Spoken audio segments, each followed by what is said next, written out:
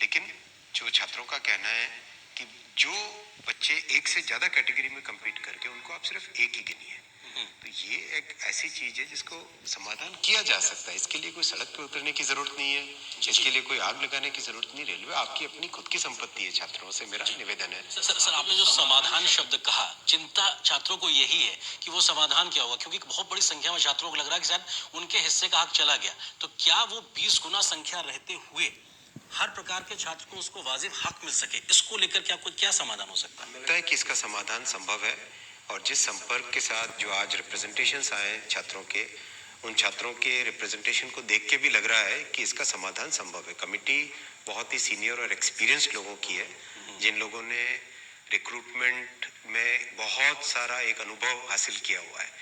तो मेरा निवेदन है छात्रों से, मात्र 3 हफ्ते की बात है, 3 हफ्ते में आप सबके सब रिप्रेजेंटेशंस देंगे और 3 हफ्ते के तुरंत बाद इसका समाधान निकल जाएगा। मुझे विश्वास है कि इसका समाधान निकल जाएगा।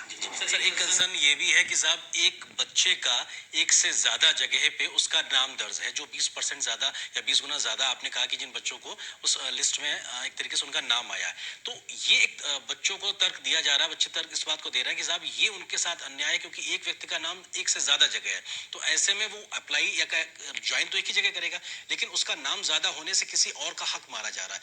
ये एक क्या तकनीकी इशू है और इसका समाधान कैसे होगा? देखिए, हमारी संवैधानिक व्यवस्था में 2 चीजें बहुत इंपॉर्टेंट हम सबको समझने की है। पहली, कि हम किसी भी परीक्षा में हमेशा मिनिमम क्वालिफिकेशन प्रिस्क्राइब करते हैं, मैक्सिमम क्वालिफिकेशन प्रिस्क्राइब नहीं कर सकते। जी। पहला, तो इसका मतलब ये हुआ, अगर कहीं पे 10+2 क्वालिफाइंग क्राइटेरिया है, उसमें अगर एक कोई ग्रेजुएट बच्चा अगर अप्लाई करता है तो हम उसको रोक नहीं सकते, राइट? पहला ये। दूसरा, हम किसी भी छात्र को एक से अधिक परीक्षाओं में बैठने से नहीं रोक सकते, क्योंकि ये सबका हक है, ये कॉन्स्टिट्यूशनल राइट है कि मैं जितनी अपॉर्चुनिटीज मुझे मिले, हर एक अपॉर्चुनिटी में मैं ट्राई करूं।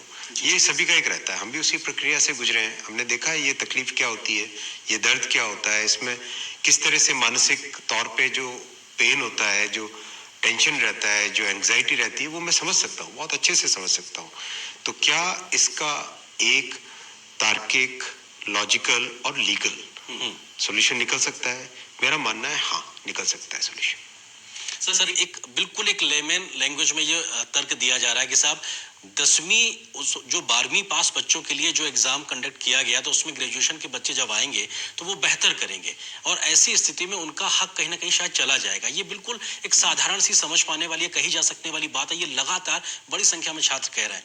ऐसे छात्रों को आप क्या कहेंगे? मैं कह रहा हूँ कि आपका रिप्रेजेंटेशन हमारे पास आ रहा है, आज ही आना चालू हो गया है, कमेटी ने ऑलरेडी फंक्शनिंग चालू कर दी है।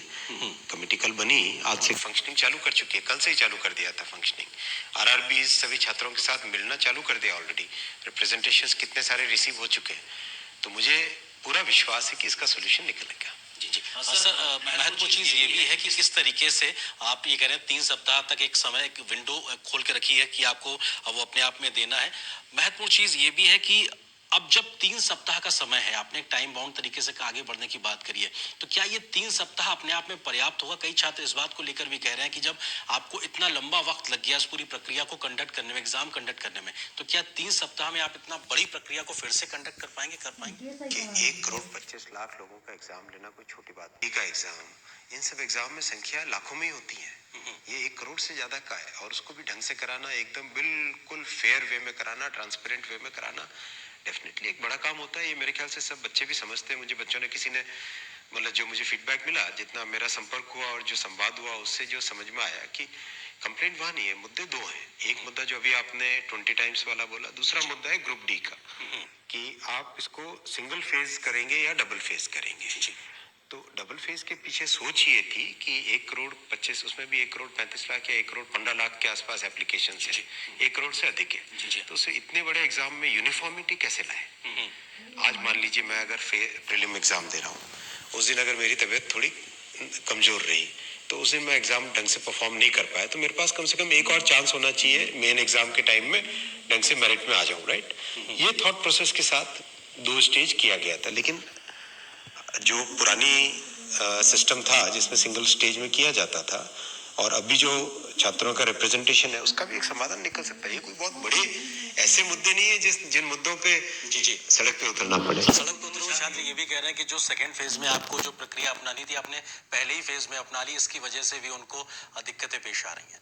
ऐसा नहीं है, सेकंड फेज फर्स्ट फेज तो दोनों